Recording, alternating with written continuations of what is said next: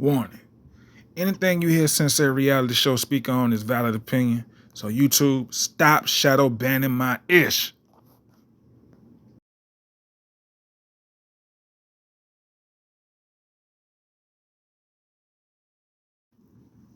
It all started right here at Bethel High School for young Allen Iverson. Dreams of making it out the hood to provide for his mother, take care of his family. Dreams bigger than the skyscrapers. Allen Iverson had a focus level that was unlike any other talent that we ever seen. Had fun with the game, loved the game. Blood, sweat, and tears. All for the game. Never took no plays off.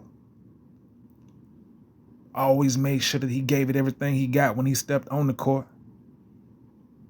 Even at practice. Went on to Georgetown.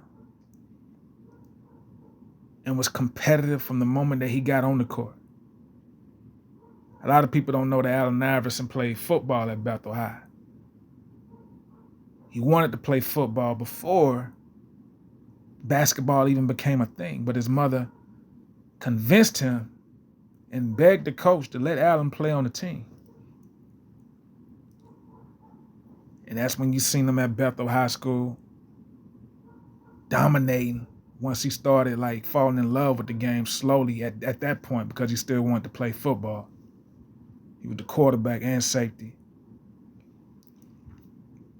But after crying about not wanting to play basketball because he felt like basketball was soft, he gave it a chance. His mother believed in him before he even believed that basketball was a thing for him. After 1 year at Georgetown, I think it was one season that Allen Iverson played at Georgetown under John Thompson. Long live John Thompson. But he went on to the NBA. And he did it his way.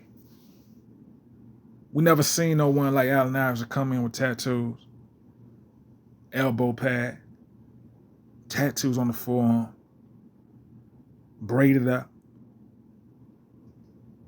He had the culture, and he started and made his mark in the game, and he was just represented for the culture, by the culture, before he even went into the NBA, man. Can you believe that? He was the culture before the culture even became a thing for sports. Meaning bringing hip-hop into the NBA, bringing hip-hop into sports, and doing it his way unapologetically, and letting his skill set, his greatness of the talent that he had as a player speak higher volumes. This is a living legend that we're speaking on, because not only did Allen Iverson do it his way on and off the court, but his heart, Allen Iverson's heart, was golden. Despite of anything that you've heard of Allen Iverson because of the way he dressed, Allen Iverson, he had a good heart. He has a good heart.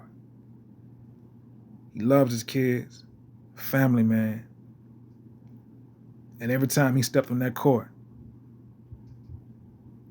he thought about his kids and what he was doing this for. It was more than just basketball. It was also about being a great father. Making sure your kids taken care of, making sure they got clothes on your back, making sure your mama good, making sure your people straight.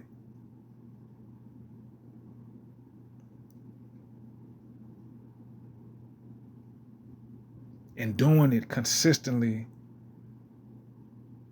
of what we call greatness that he displayed on the basketball court each and every single night. Just let you know how much this man loved the game. I haven't seen anybody play with the passion and fire that Allen Iverson played since Kobe. And long live the Kobe Bryant. And a couple of others too. I mean, what I mean by I haven't seen anything like that, I'm talking speaking of basketball that we see today. So let me say that the basketball that we see today, I haven't seen anybody with the passion to display as like Allen Iverson and that whole crew of the 2000 era, along with the KGs, the Kobe's, the Tracy McGrady's, the Vince Carters. With that group from that draft group in '96 and into the early 2000s, leading on to that point with that draft class of '96, '97.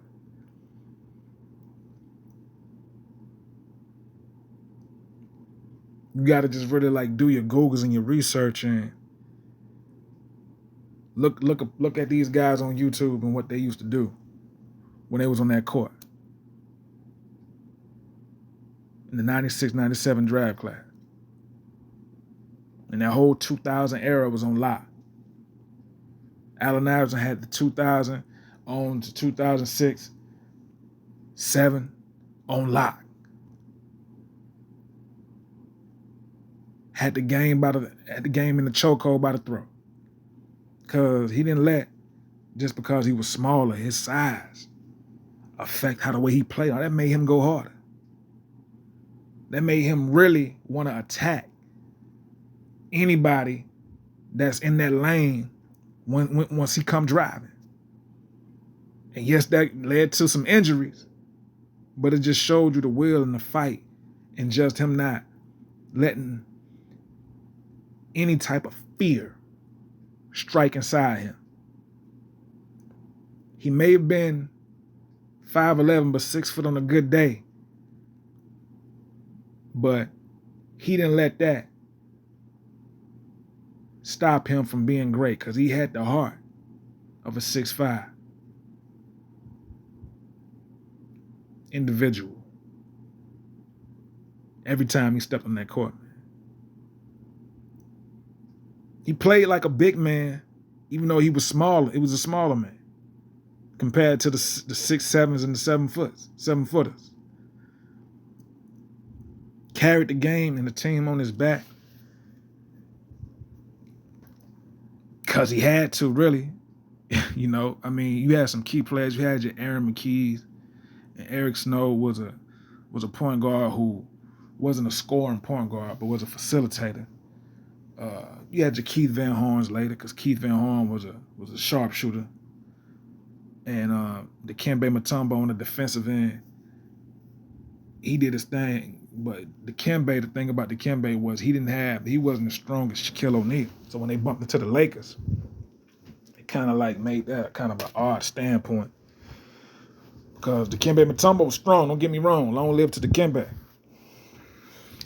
But going against Shaquille O'Neal was a whole nother situation over there.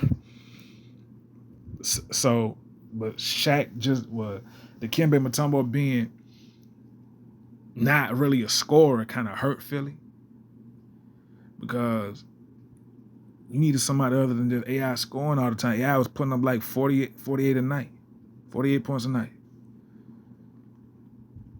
because he had to.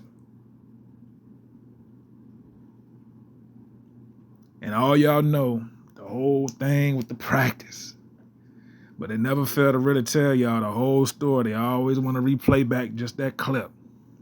Boy, they ate the hell out that clip, man, over the years. Practice. But we really talking about practice.